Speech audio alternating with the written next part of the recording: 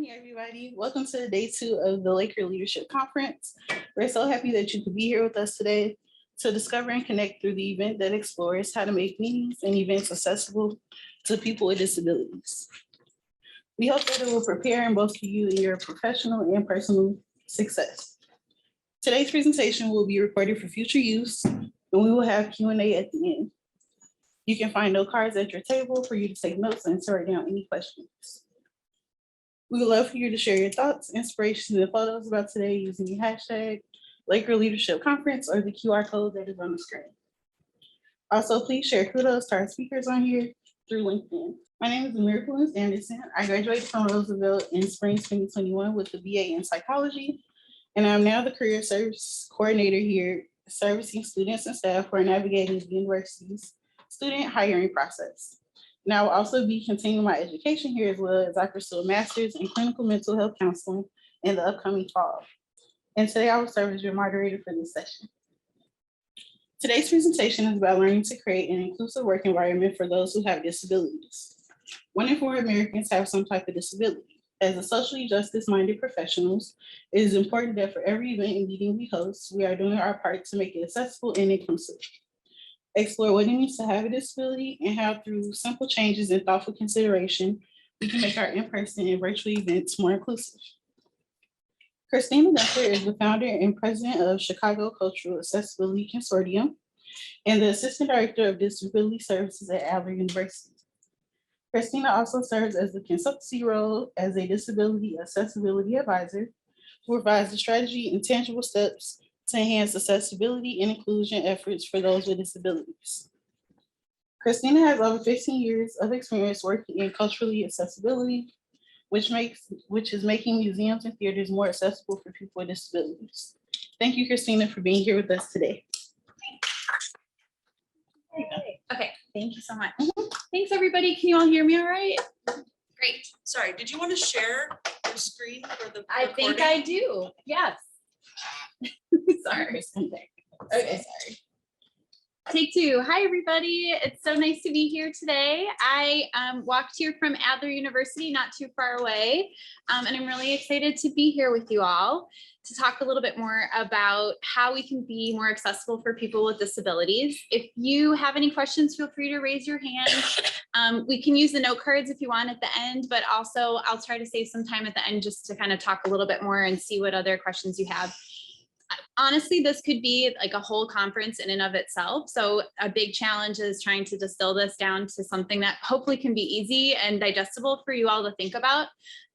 Sometimes I find when I'm interacting with different people that there are one of the biggest barriers to beginning to become more accessible is just feeling overwhelmed. Like, where do I begin? Because there's so much I should be doing. And so sometimes the default response is then to do nothing, which of course means that we don't get any further and don't become more accessible. So I'm going to try to give you some practical tips and also share some basic terminology so we can all be on the same page today. So my name again is Christena Gunther and my pronouns are she, her, and I'm an accessibility consultant and I'm also the president and founder of Chicago Cultural Accessibility Consortium, or CCAC, and work at Adler as well. So today I'm going to be sharing a PowerPoint. I'm going to be practicing accessible meeting techniques, and I'm going to be describing, if I share any pictures, I'm going to be describing what I'm sharing with you.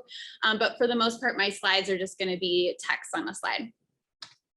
So I wanted to just introduce a little bit about what CCAC is, if any of you are interested. So I started CCAC 9 years ago when I moved to Chicago, and we are a volunteer-run nonprofit. So we all just do this in our spare time because we think it's so important to try to make Chicago's cultural spaces like museums and theaters to become more accessible for people with disabilities.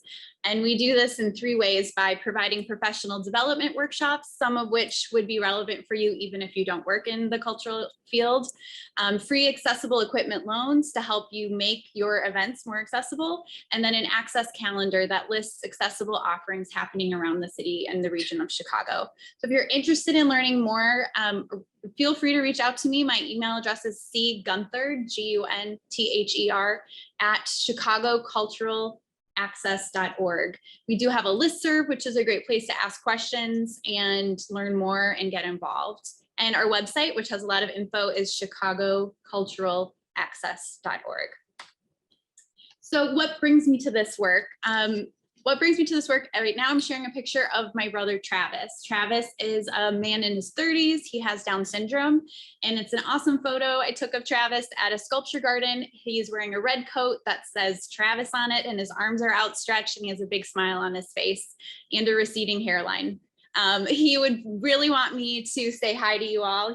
I try to include a picture of Travis in every presentation I give because I'm an agent for him. He is an artist and he wants to become famous. So I'm doing my part to share Travis's picture, but Travis lives with Down syndrome, and it's just the two of us in our family. And growing up, my whole life basically has been around trying to make sure that Travis can be included in all of our family activities. So we were a big museum and theater family, and so kind of naturally trying to adapt and innovate where we could so that we could all participate as a family. So that's what brought me into the disability field.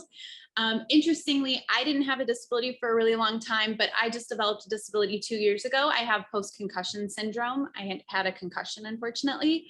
And so that could be permanent, it could be temporary, I don't know, but I still have it.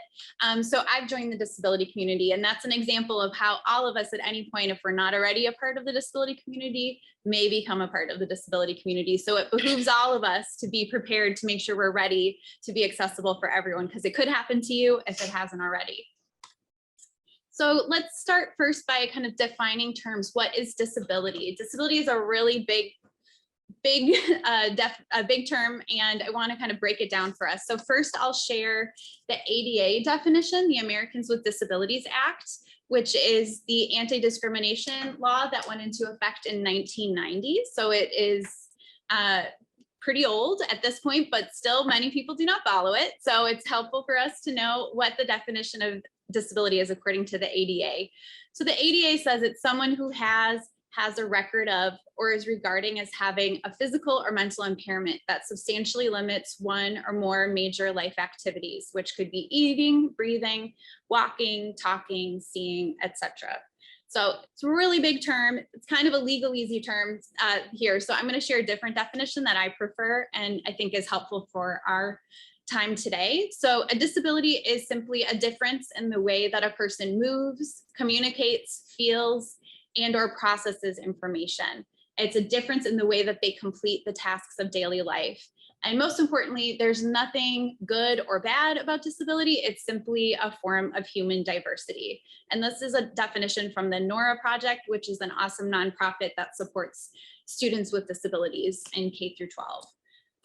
So what I love about this definition, especially, is it's just saying it is a normal part of human difference. Just like we have diversity in so many other ways, disability has been around from the beginning of time. It's here to stay, and we just need to accept it and move on, because it's not necessarily the end of the world if you develop a disability. It's just a different way that you go about the world.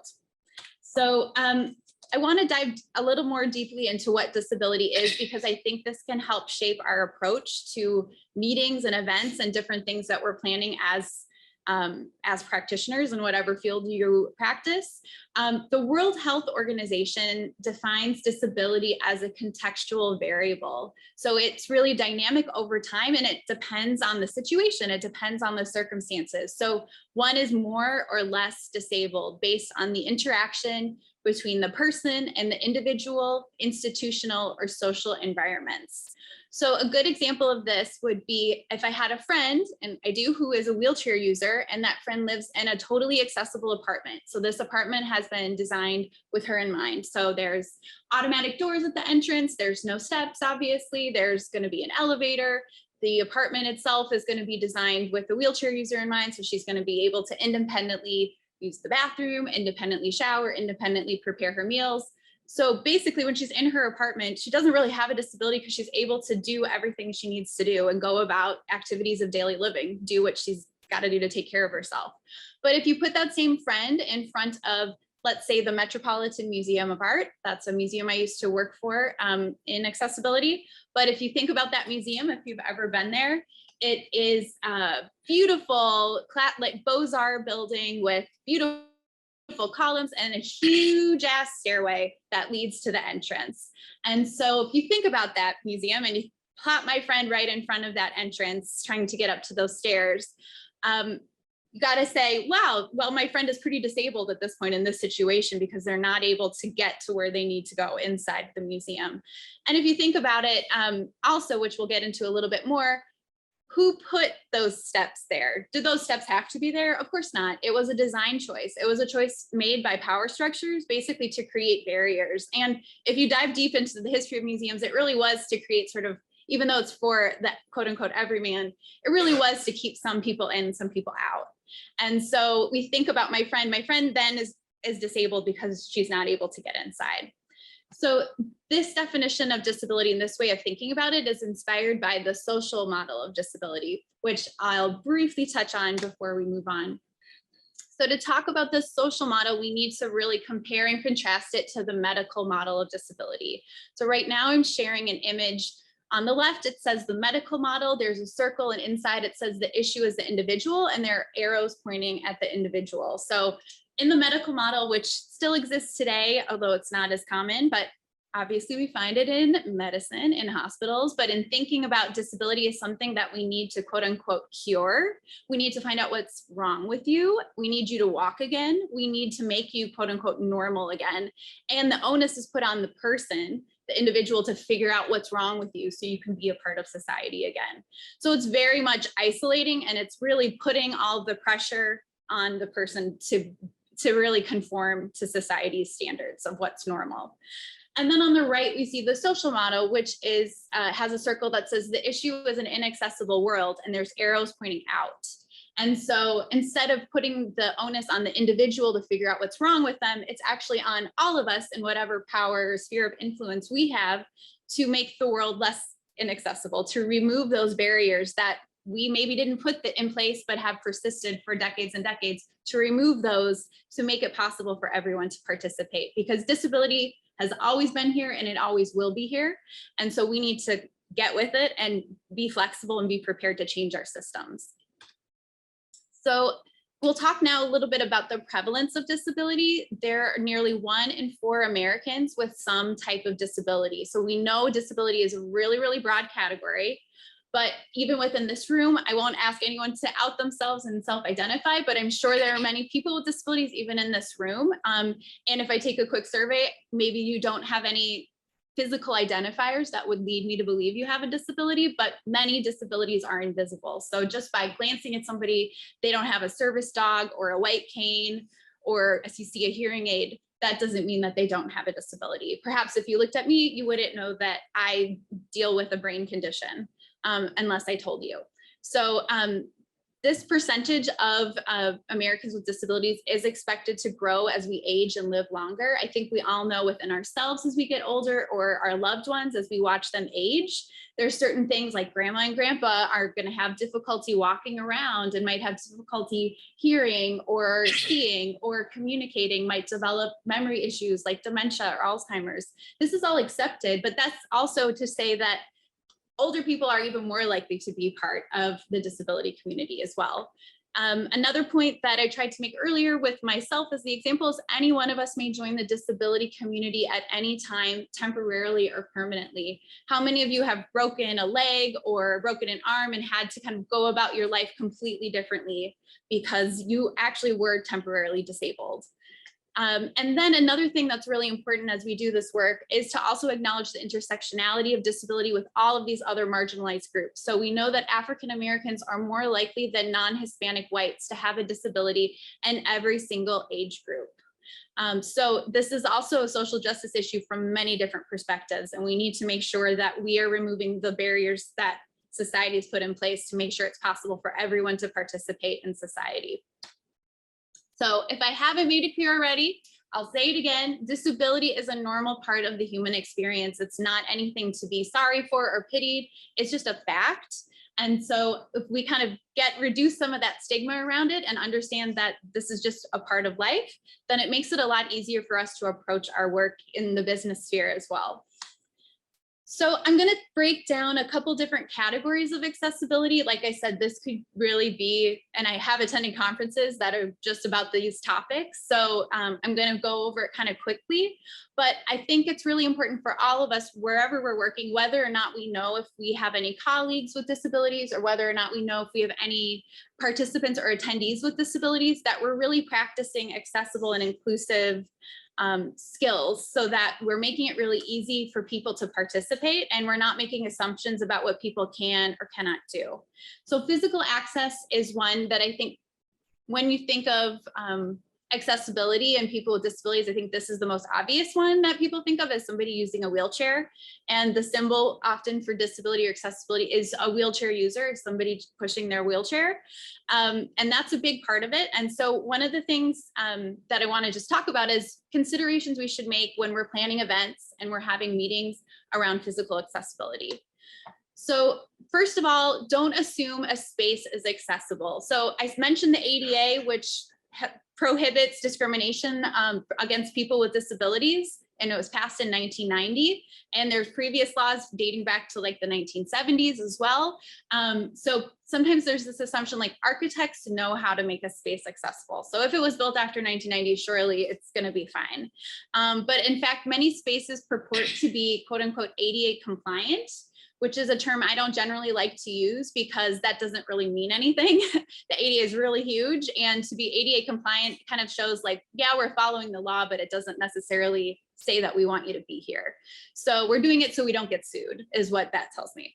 But many spaces say that they're ADA compliant, but this is not necessarily the case. So if you're planning any events at a space you've not been to, it behooves you to go to the space for a lot of reasons, because I've been doing program planning for a long time. So you definitely want to go see the space before you have the event, but make sure that you're also thinking about physical accessibility in mind. So going in advance and doing a walkthrough or a wheel through, if you have a friend or somebody you know that uses a wheelchair or uses a walker or cane, that's super helpful to check it out.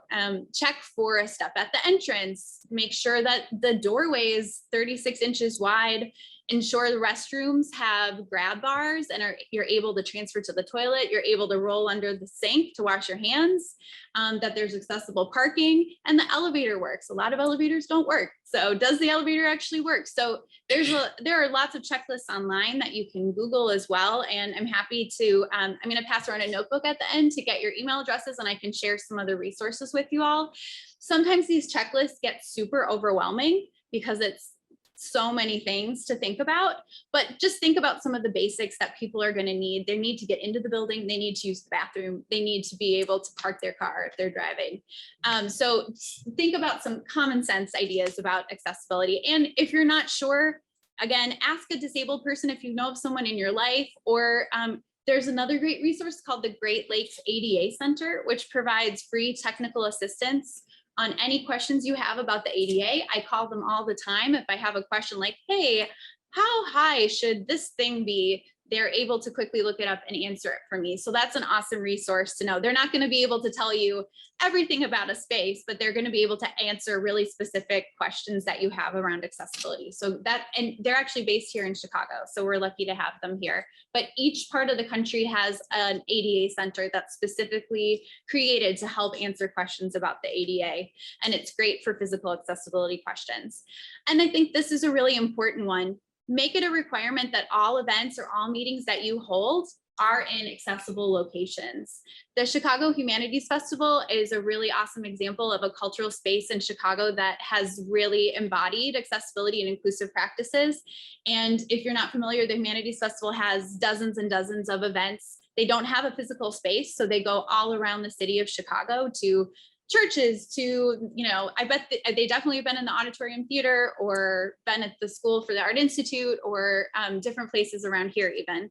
But they made it a requirement a few years ago that whatever event we're going to have, it's going to be in a space that's physically accessible, period, full stop. That's just the way it is. So we're not going to go to a, you know, maybe it's a beautiful old church, but it is not actually physically accessible, then they're not going to go there. And that's an important thing, I think, for all of us to keep in mind, because we don't want to keep anyone out. And it's sending a really strong message. Think of my friend sitting in her wheelchair, staring up at the steps of the Metropolitan Museum, trying to get in. We don't want to be participating in creating those barriers or perpetuating those barriers.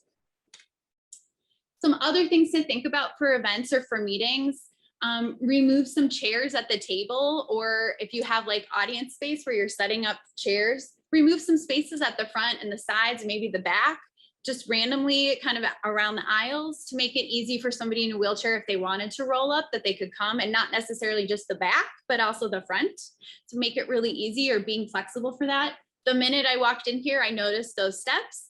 And then I was, relieved to see that there were some desks that were also on the ground level. So just being aware of your spaces as you're going in. You're gonna, if you take this to heart, you're going to, in a way, never forget me, because you won't be able to go into a space without thinking about all of the different accessibility things in mind. Like when I see stairs, I'm like, oh God, how's somebody gonna get here? So start thinking about the spaces that you have. If you're gonna have like a cocktail party, I can, where you're expecting people to kind of mill around, having hors d'oeuvres, whatever, there's often those high boy tables that we love to have everywhere. But that makes it really hard for somebody who's a wheelchair user, somebody who's a person of short stature, like a little person or a dwarf, makes it really hard for them to also participate and be a part of the discussion. So make sure that you're having tables of different heights, have some high boys for people to, for tall people who want to set their drinks on and be able to talk. And then similarly have some lower tables for people. If it's a cocktail party without general seating and you just want people to be standing around, don't assume that everyone's able to stand all the time. Ensure that there are some seating options available. So again, having some flexibility for people, that's a key part here, is kind of understanding that people are going to come to our space in different ways and need different things. And so you're going to be anticipating some of these needs. If you're going to be in a space and there's a lot of walking involved or whatever, make sure you're just telling people in advance, like there's going to be a fair amount of walking to get from the entrance to, to the classroom where we're going to be having this event, giving people some information. If you have an event that has a stage, think about stage accessibility. So often events are accessible for audience members with disabilities, but usually the stage is not accessible. So it's not possible if you had like a speaker who used a wheelchair or had difficulty on stairs to actually get there. So thinking about stage accessibility, is there a ramp? Is there a way for speakers to reach the stage without stairs? And even thinking about the podium, some podiums can be adjustable, some can't. So thinking about that in advance as well, not making assumptions about what people need. Certainly, if you needed to have an event that was physically accessible in a space that was physically accessible everywhere except the stage, I think that would be okay. But again, thinking about your speakers and reaching out to them in advance and telling them, hey, there's only stairs to reach the stage. Is that going to be a problem? Do you have any concerns? And being upfront about that and reaching out in advance to people so you could plan ahead. Sometimes you can borrow a ramp, or there can be things you could do to make it possible for people. For larger events, just consider having some wheelchairs, regular and extra large, again, not assuming like what body size somebody is, having those available if there's going to be a lot of walking, or if you expect a lot of older people to come to the space, just again, so you're preparing and thinking about people with different needs who are going to be coming.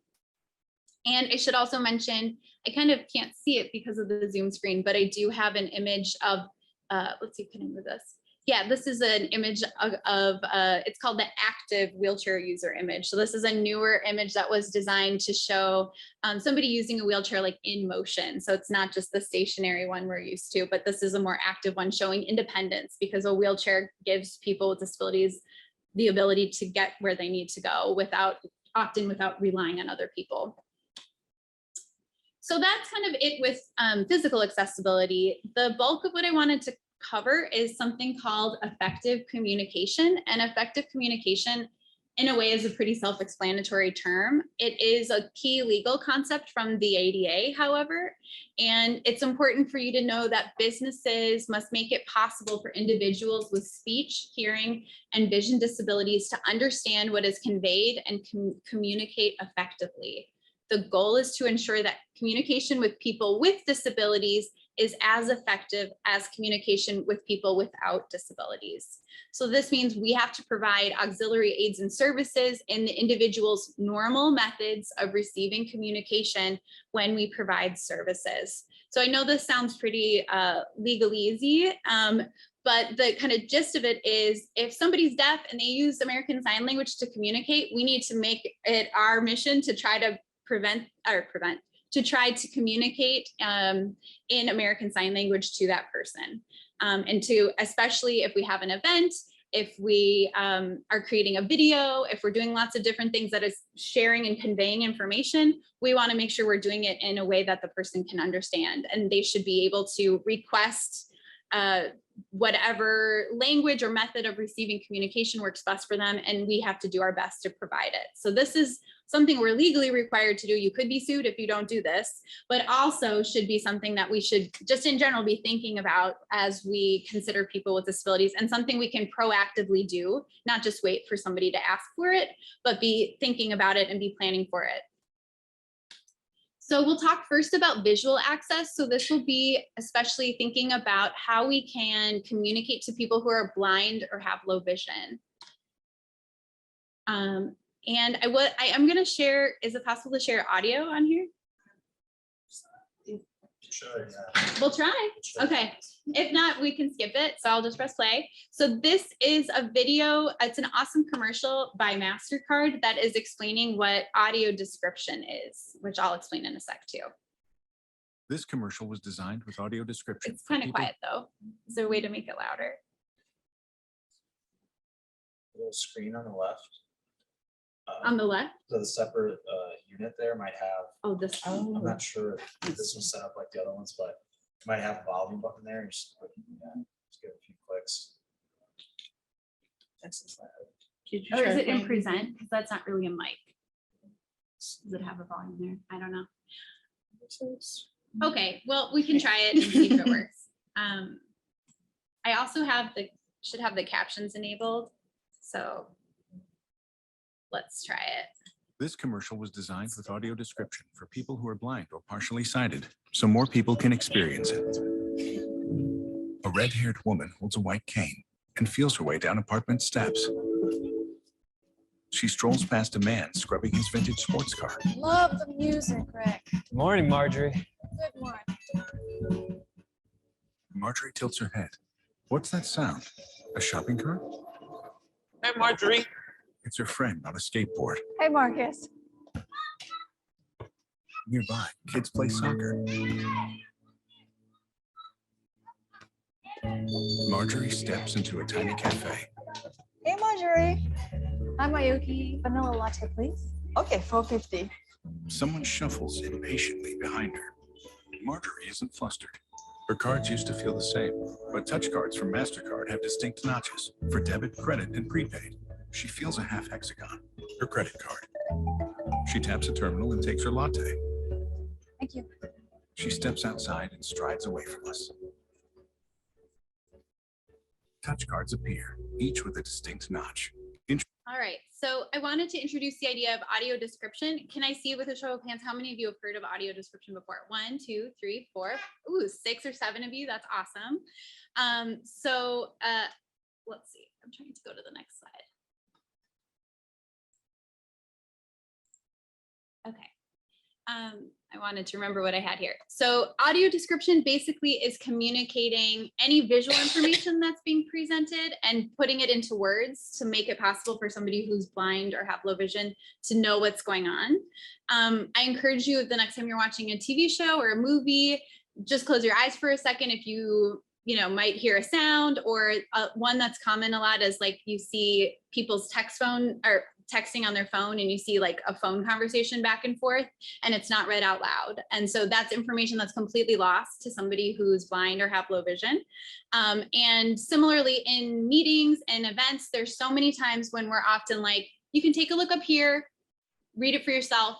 And we kind of just let people do their thing, which is making a lot of assumptions, right? Like one, that everybody's able to read at the same pace and be able to figure it out, but also assuming that people can see the screen and are able to see what you're sharing.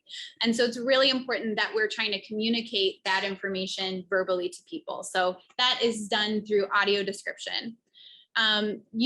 there are ways that you can actually provide this. If you do know that somebody is blind or has low vision at your events, you can offer this service for people to make it possible for them. Basically, it could work in a lot of different ways. If it was happening in person, they might be wearing a single earpiece and there's somebody communicating in the earpiece, like sharing information. So if it was for a talk like this, they might share a bit more information about the slides or about the room, about me.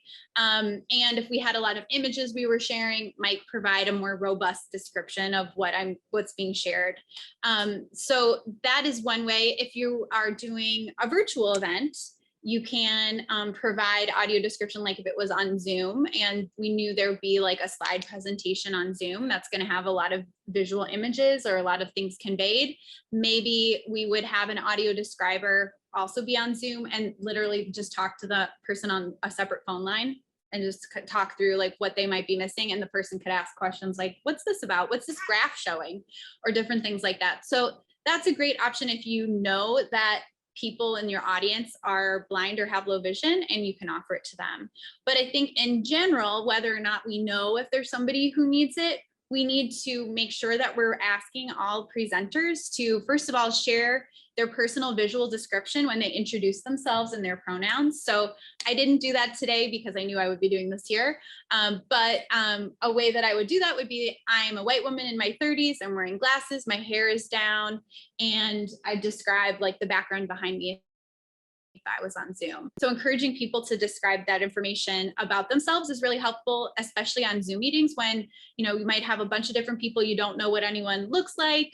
You might be missing out. Like we had an event at Adler where everybody wore costumes and everyone was laughing about it. And if you were blind or had low vision, or you were joining by phone and just, you know, totally missed the visual part, you didn't know why everybody was laughing. Like, what's the joke? Like somebody was wearing a shark costume. It was really funny, but nobody described it. So making sure that you're describing that information to people. And for events that we have at CCAC, we just ask everybody when they introduce themselves to share that information up front. And we're very clear about that. And you can describe, you don't want to describe everything. Sometimes people get a little too detailed, like I'm wearing gold hoop earrings and the glasses have a little blue around the side. We don't need to get into that level of detail, but we're kind of giving like the highlights, like what are the most important things about you? And it might depend and vary from person to person.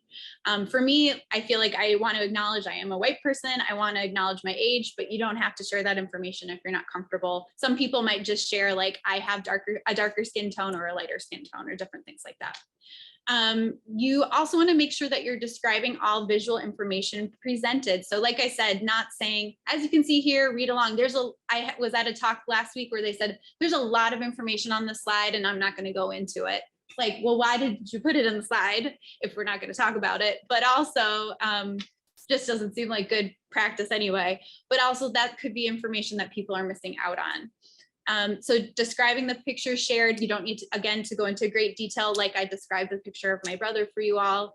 And then especially when there's information in like more of a business context, when it's graphs and charts, a lot of times we're like, wow, look at that graph. And we're not actually explaining like what's happening on it. I've also found, and many people that make it a practice to better verbally explain visual information, you also, as a sighted person, can gain a lot of information and appreciation for what you're talking about. Sometimes we, as sighted people, can take things for granted about what, you know, might just kind of look over something a lot faster. But when you have to describe it, you actually are forced to look at it a bit more carefully. So I find it just helps me in general to be more observant and more aware of the visual images I'm sharing and whatever I'm presenting visually.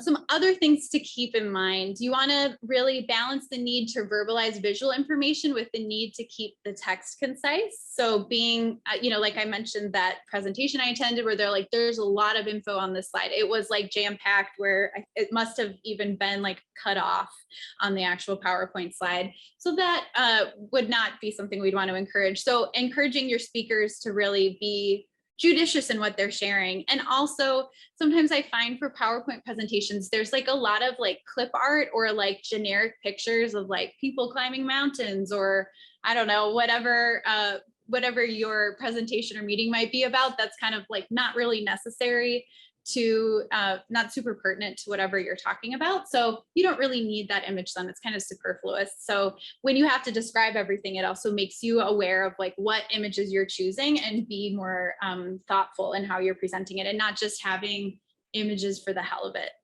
You want to also use text that is high contrast and in large, legible sans serif font, like I'm using.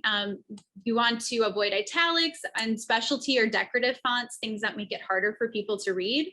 And there's some awesome resources online. You can use like a color contrast checker. I find some of these PowerPoint templates like have like gray on white, which is really hard for anyone to see, but especially if somebody had low vision and was trying to access your information. And then this is key for a lot of the different things we're talking about, but you want to offer different ways to access the event. So, you know, if we are doing this in person, that's great, but then we also have the Zoom option so people could join that way. Or if we're doing it on Zoom, make it okay for people to join by phone. Some businesses can be weird about that, but encourage people to access it with what works best for them. And you want to really provide a way, and we'll talk a little bit more about this in a second, for guests to request resources like the slide deck in advance. I have a friend who has low vision. She always asks for the slide deck or the PowerPoint in advance. She uses her iPad and she's able to zoom in and look at everything really closely. So she's able to participate more actively in the presentation or meeting. So you want to make it really easy for people to reach out to you to ask for something that they might need, instead of making it another onerous task that somebody has to do. I'm going to also share an example of video, of ways that if you post a video, you can make it accessible for people who are blind or have low vision. So this is a CCAC video that was a Zoom event that we recorded and now is posted on our YouTube channel. White text over video of past events. Logo, Chicago Cultural Accessibility Consortium. Professional Development Series presents What Can a Body Do? Access Book Club with Sarah Hendren. So I wanted to share that because there's often for these videos, we have some stuff at the beginning that often is really important, like the title or like the sponsor or the organization that's putting it on, that often we just put up there silently. And that is information that's lost for people who are blind or have low vision. So wherever you're going to be putting text into a video, you should have a voiceover that's associated with it. So just an easy way to make it accessible for people. And also, you know, like another way to get your name out there, another way to say it to really drive the point home. Let's see. So including audio with text, don't just post text without it being read out loud. Consider with posted videos, if you have videos of past events, have audio description as an option if you know, like, there's a lot of images and nobody did a really good job of like sharing them. And often these event videos can be kind of poor quality, or like today, you can barely, on this Zoom screen, you can barely see me or you can barely see the slides. So that would be perhaps an opportunity to provide audio description. You can do this in a couple of different ways. You could have a video with audio description and a video without audio description and have both of those available. For CCAC, we try to, again, be as inclusive and accessible as possible. So we just have all of our posted videos just have audio description as a matter of course in them, because it's a way that we can be and model accessibility. There's a lot of different options that you can use, but thinking about your posted videos, because especially during the pandemic, so many people are posting videos of things, and often there's a lot of information that's lost for sighted people as well as people who are blind. And then screen reader access. So screen readers are a way that people who are blind use computers. So it actually, there's a lot of different programs you can use. One is called JAWS, but it basically will read all of the text and information out loud to somebody who would be wearing like headphones or something. It's important. I'm definitely not a tech person, as you can attest, but it's really important that we're considering people who are using screen readers and the way that we're designing things. One of the ways that we can do that is by adding alt text for images that we share. How many of you are familiar with alt text? Oh, awesome. There's like 5 or 6 hands that went up. And you'll notice even when I asked you to raise your hands, I'm trying to say out loud what's being said, again, not assuming that everybody can see. So alt text is a great way that even on your own personal social media, you should be using to try to be accessible. So if you're sharing a picture, like let's say I was sharing that picture of my brother Travis, I would include a really brief description in the alt text of what the picture is about. There are Facebook and Instagram actually provide like automatic alt text, but it often isn't very good. Like it would say for the picture of my brother, it would say like a man stands outside. So that's some information, but that's not really, you know, like it's an adorable picture. So I want to convey that as well. So using alt text for images is really important. And I have that even enabled here. So I can show you right now how to check alt text in PowerPoint. Let's see if I can. Well, in theory, I could. So usually if you just, here we go. Well, it's being weird. If you just right click over the image, you can, if you're on a PC, you can go to edit alt text in Microsoft related programs, and you can add alt text that way. So for instance, in this slide deck, I made sure all of my images have alt text in them. So that way somebody using a screen reader could participate in it. There are awesome check accessibility features that are in Microsoft, Adobe, and other software. And this is a screen grab from Microsoft's check accessibility. So you can do a check of whatever document or information you have, and it'll show you what you need to fix. So I encourage you to be doing that in everything that you're doing. Again, not assuming like, oh, I don't need to do this for this event because I know nobody's blind is going to be using it. Often, it's like that kind of thinking that is actually creating a lot of barriers for people. We just need to make it a part of what we do. We just make things accessible because that's important and we want to include everyone. Using descriptive links for things. So, saying like buy tickets for this show and it's hyperlinked versus click here. That's a common one as well because screen readers read things differently and kind of prioritize links. So they would read all of the links separately without any of the text. So it would just literally say like, click here, click here, click here. If you had a bunch of different links that said click here in paragraphs, that made sense if you were cited. But basically the way that the screen reader is sharing it is bundling all of the links together. So they don't have any context. You have no idea what it's actually for. So being descriptive with our links, using camel case on links. So camel case is when you're capitalizing the individual words in a hashtag, for instance, or an email address. So if you did like just do it, you'd be hashtag just with a J, D is capitalized and the I is capitalized. And that way a screen reader would read the hashtag as separate words versus the screen reader would read if it was all just lowercase, like just do it in a way that wouldn't make sense. So those are some small but significant ways that we can also become more accessible. And then there's some awesome links that you can drop your website into to see if your business website is accessible as well. Often many businesses are not accessible either. So there's often easy fixes you can do to make your website more accessible for people. And a lot of people do use screen readers, so it's important. So we'll talk now about hearing access. So hearing access would be for people who are deaf or hard of hearing. And I'm going to be running a little short on time. Like I said, I could go on forever about this stuff, but I'll share a few different things. So right now I'm sharing an image from the Chicago Humanities Festival. It's the best image I could find. When you're having big events, like for instance, like the awesome keynote speaker you had today, I would encourage you for future events that you're planning that if you have a big deal event, you should try to provide captioning for that event. So captioning for live events would have somebody who is a captioner who would be typing as you're speaking.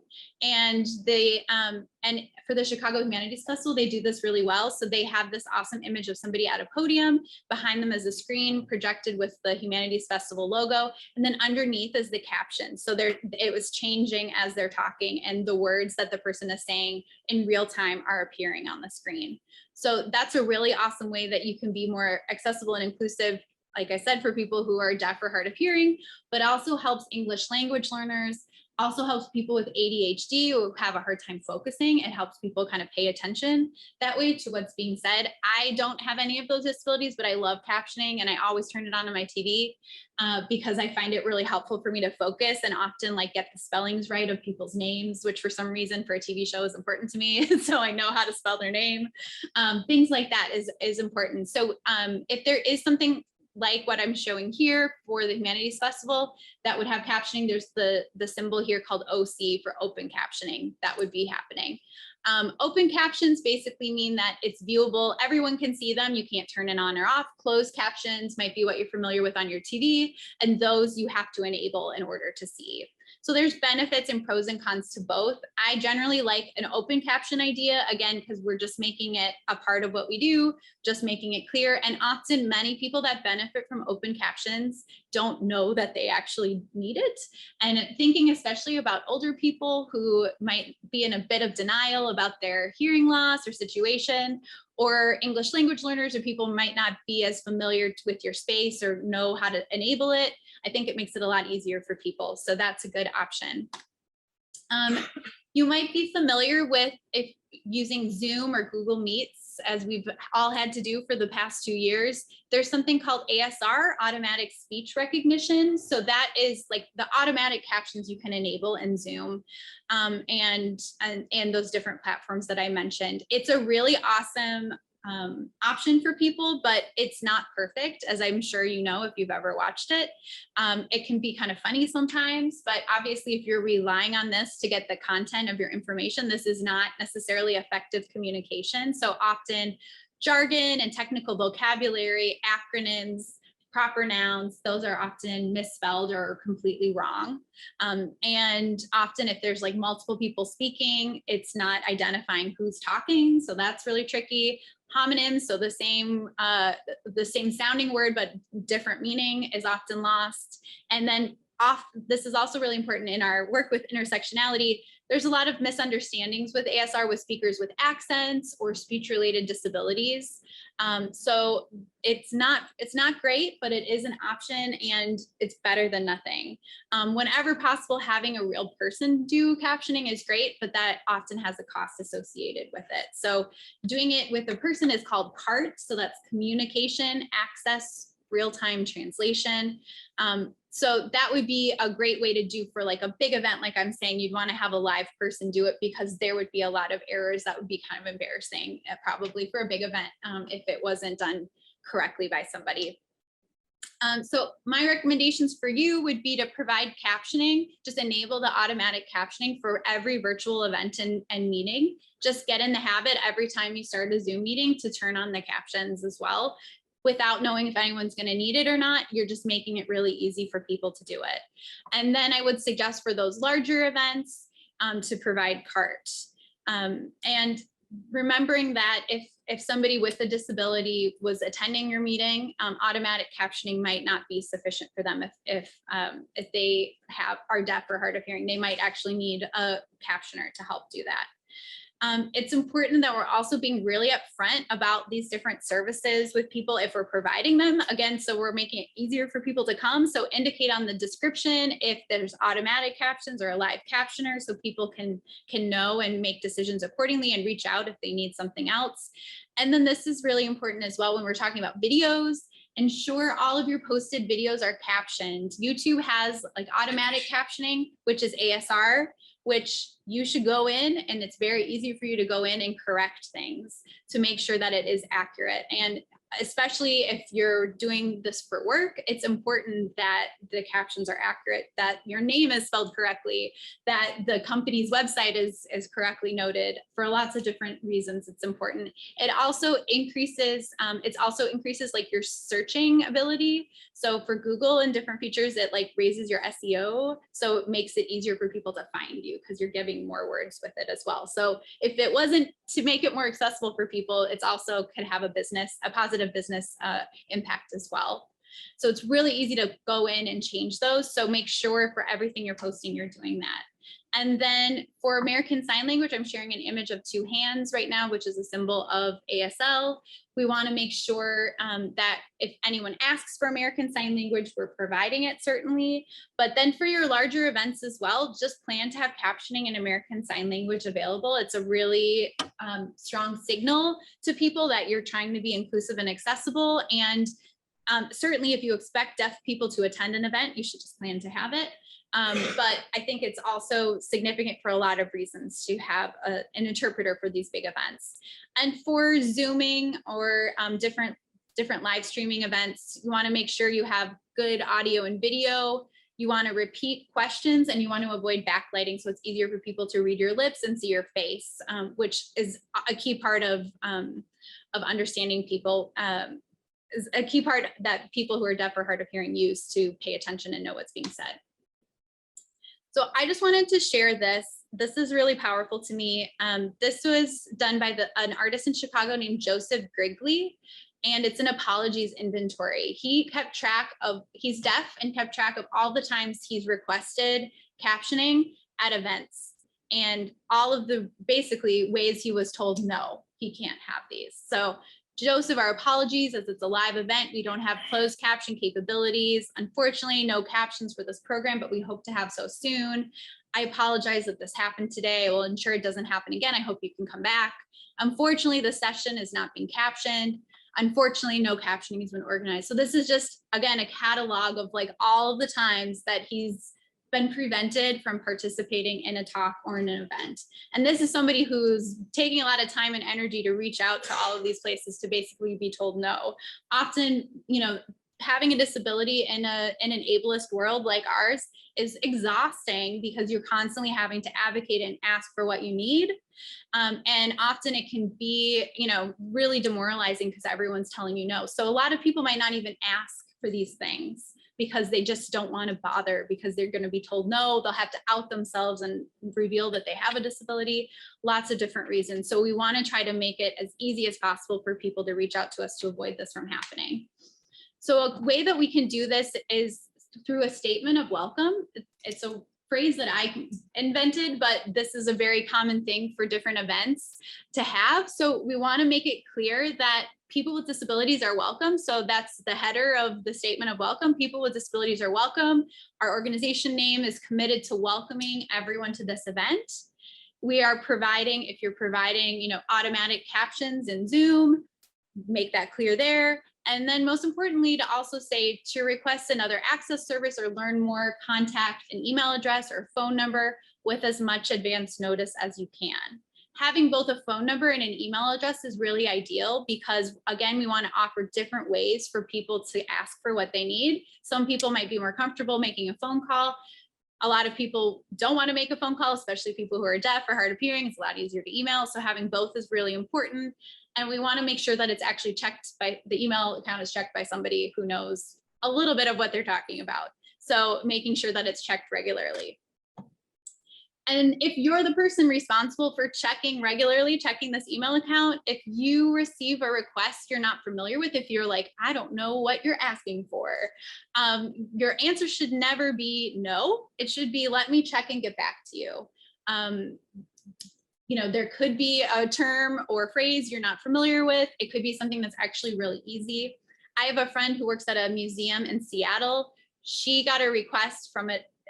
They don't know that I knew both of them, but from a friend I know who's deaf reached out to my friend in Seattle because they were going to this museum and asked for CART, which we know is communication access real time, which would be captioning for an event. My friend should have reached out to me, but didn't. But she Googled it, thought it cost thousands and thousands and thousands of dollars because she was going to buy the equipment, which was not the case. So she told this person, no, sorry, we don't do that. And the person got really upset, threatened to sue, all this whole thing. And then it turned out actually it was really possible for them to provide this captioning. It was not a big deal. So reaching out to me is totally cool, or reaching out to the Great Lakes ADA Center. If you receive a request you don't know about, you've never heard of before, check on it with some knowledgeable people. Don't just do a Google search necessarily because you might not find the info that you need. And then talk with your supervisor, see if it's possible to provide this request. It might not be, but it might be. Want to make sure we're getting back to the person as quickly as possible too. And then this is a question that unfortunately we hear too often, which is, do we have to do this? If you receive a request that you think you can't provide, often chances are pretty good that you actually can provide the request.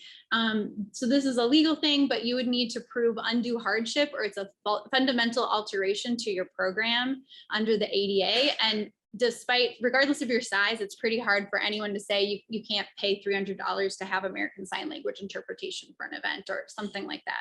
So, so if you do receive a request and you're wondering if you have to do it, reach out, do your due diligence to find out more about the request and find out more. And you cannot charge the person with a disability for the cost of the access service. So you can't have the deaf person who's requesting American Sign Language interpretation pay for the interpreter, which sadly is a question we get a lot and should not be the case. But that is also a key point in the ADA as well. So this is my last slide. Where should we begin? So I would encourage you in whatever company you work for now or will work for, require all venues that you use for your events and programs to be physically accessible, and you're confirming indeed it is by going through it yourself. You want to enable automatic captioning for every meeting and event. Be training your colleagues in modeling wherever you can for people to describe their slides or do image descriptions. Start doing that and explain why you're doing that. Caption all of your posted videos and don't rely just on automatic captions. Make sure you're checking for accuracy or delegating to an intern or staff person to double check that as well. Adding a statement of welcome to all of your event descriptions is really important. And then, of course, once you start doing that, being ready that somebody might ask for something. If you're making it easier for people to ask for something, they might ask. So be ready for that, and you can start contacting service providers. I'm happy to connect you to some to get estimates for services, so you have an idea of how much it costs, or you know who to call if you do get a request. And then for your larger events, plan to just have access services provided like captions and ASL interpretation or audio description. Just have it, plan to do it. Don't wait for someone to ask for it. It's going to send a really strong signal that you want to be accessible and supportive.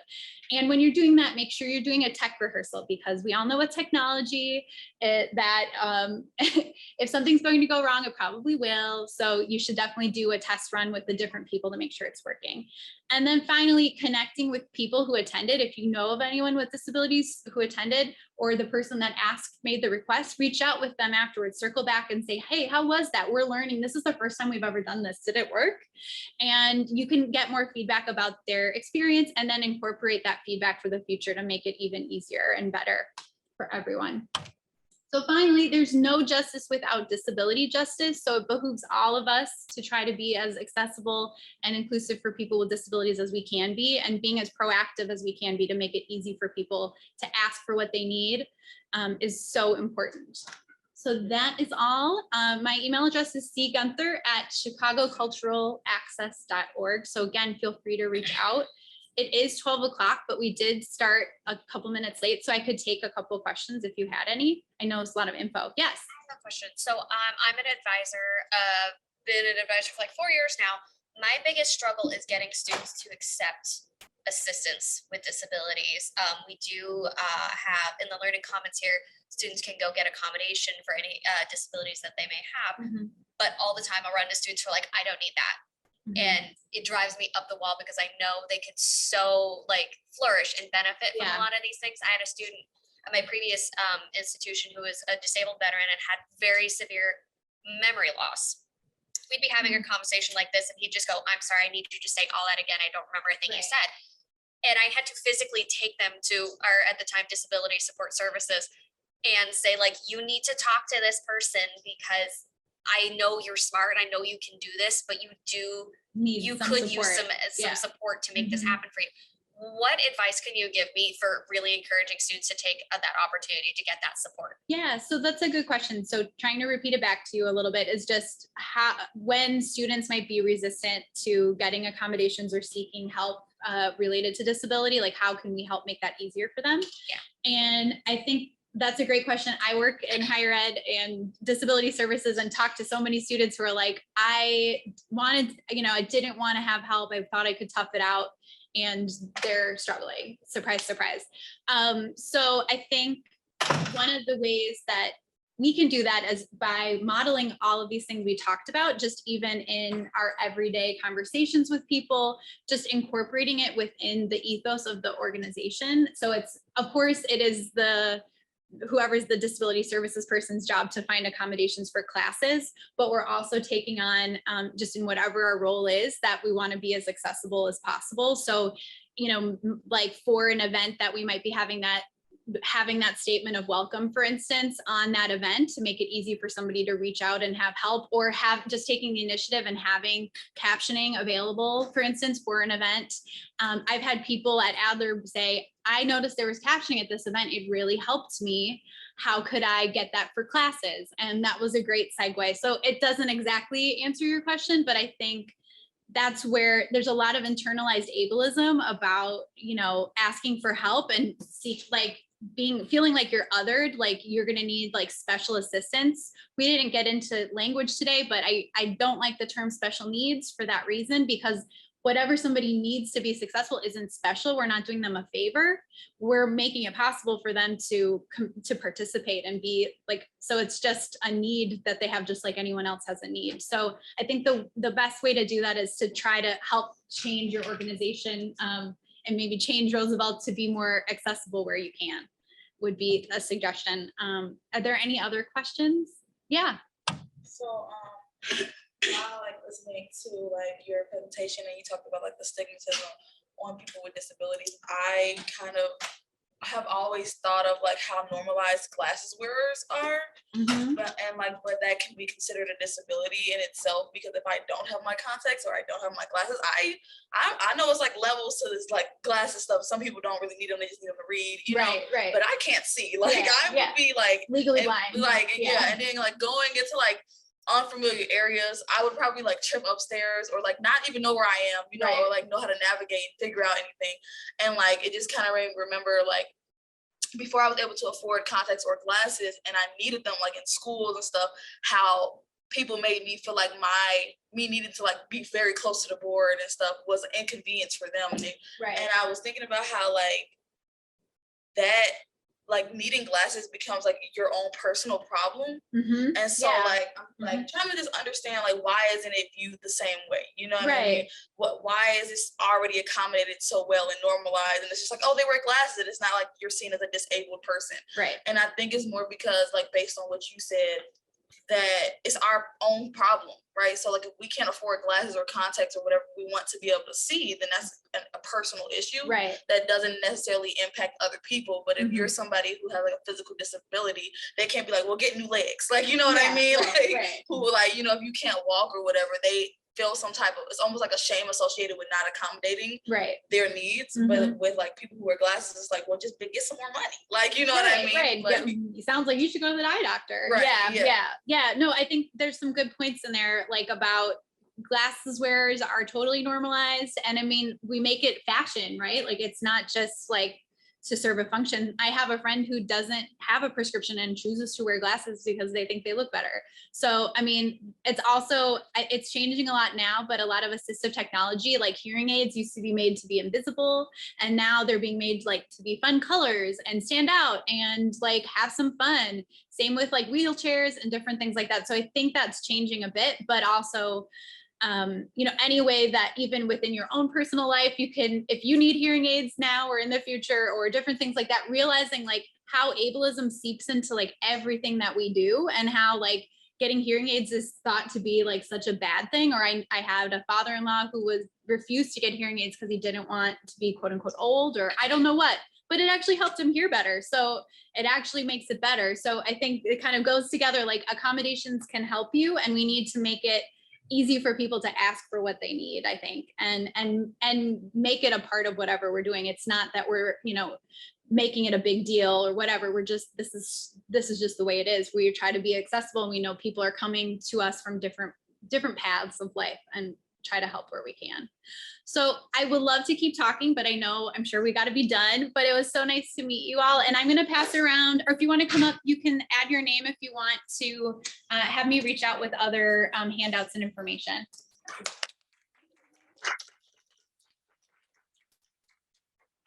Thank you, Christina, so much for this wonderful presentation, and thank you all for coming and joining us for this presentation. I'm so impressed with all the knowledge that you shared with us today, and I'm very grateful for it. Don't forget to connect with Christina on LinkedIn, and don't forget to share your inspirations, insights, and photos through social media with the hashtag Laker Leadership Conference. Up next, our breakout program session set E will feature powerful brand habits, motivation through mentorship, as well as turning talent into treasure. And if you walk outside of these rooms, we have snacks available. Thank you.